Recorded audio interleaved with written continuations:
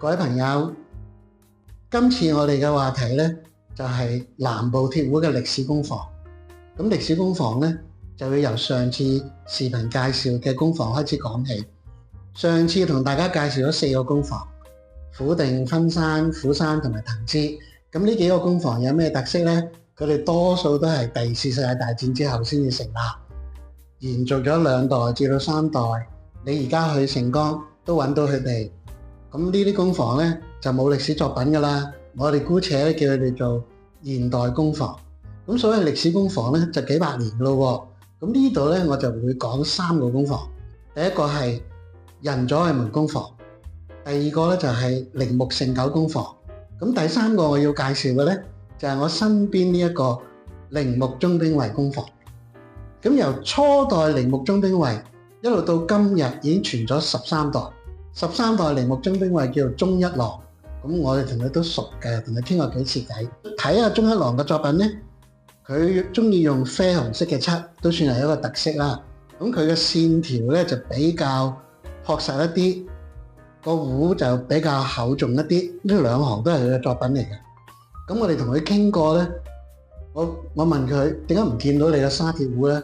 佢話我哋而家唔做沙鐵壺啦，咁咧將所有沙鐵咧放晒入作品入邊，所以其實佢個壺咧個沙鐵比例係特別高嘅。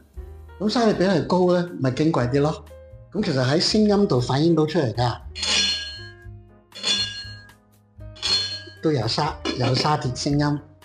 咁我哋咧睇宗兵衛嘅作品咧，呢一代宗兵衛同佢阿爸同佢阿爺都係用宗兵衛嗰3個字嚟做壺嘅款字。咁另外有2個比較常用嘅南部鈴木造同埋主善堂鈴木造。咁根據我嘅研究咧，仲有2個以上嘅簽名。咁喺呢度我哋唔講啦，下次先講。第2個工房咧就係盛久工房，正式嚟講就叫做鈴木盛久工房。咁佢又叫做鈴木，正話嗰個工房又係叫做鈴木。究竟咧有冇關係嘅咧？其實2兄弟，咁佢哋嘅祖先咧都係叫做鈴木宗兵衛。咁嗰邊宗兵衛嗰邊咧就叫做宗兵衛系統。咁盛久呢一邊咧就叫做喜兵衛系統。咁唔知幾時佢咧就係改名做盛久工房咧？據我研究咧就多數喺第12代就改咗名做盛久工房。咁我哋睇呢個盛久工房咧，佢依家已經係傳到第16代。鈴木承朗。咁盛久工房呢幾百年，佢哋嘅作品咧，真係可以話豐富多樣。咁我哋望落去咧，嗱你睇下，鳳凰啦、竹啦、木啦、印章啦、四方諸如此類咧，幾乎咧應有盡有。咁我哋睇呢個盛久工房嘅作品咧，我哋發覺咧，佢好有趣味。點解好有趣味咧？因為佢唔同嘅作品咧，有時候有唔同嘅印章。咁啊，代表唔同嘅作者，咁我哋真係可以當佢係一個歷史作品咁嚟研究、推測佢嘅年份，而且咧亦都係一個好好嘅收藏嘅對象。第3個工房我哋要介紹嘅咧就係仁左衛門工房，小泉仁左衛門。咁呢個工房咧，的確係南部嘅第一位。咁首先咧，我哋睇到南部政府嘅一啲文件咧，佢都係咁樣擺㗎。小泉家係擺第一，咁啊鈴木啊有版咧就次一級。